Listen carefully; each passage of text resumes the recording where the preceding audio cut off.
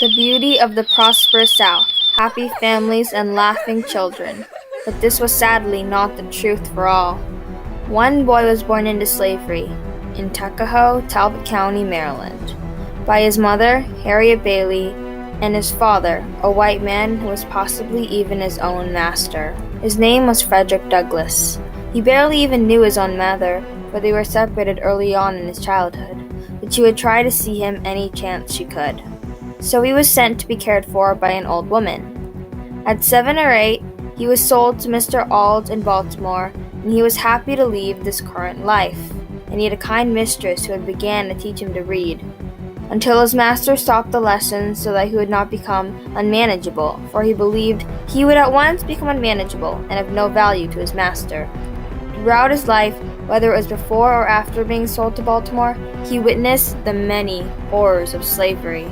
Torture of hearing the most heart-rending shrieks of his own aunt, murder of a fellow slave by his overseer, Mr. Gore, the fear of being sold when telling the truth. These terrors of slavery make us ask, how were the promises of the Declaration of Independence denied to slaves like Douglass? And what actions did enslaved people take to pursue their own freedom?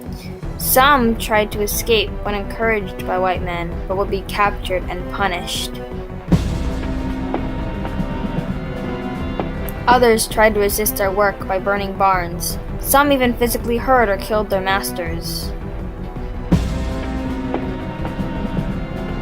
Douglass had discovered this abolition by reading the newspaper, and he was inspired by the Columbian orator. Although his master stopped him, Douglass was smart enough to find a way to still learn how to read, through young white boys.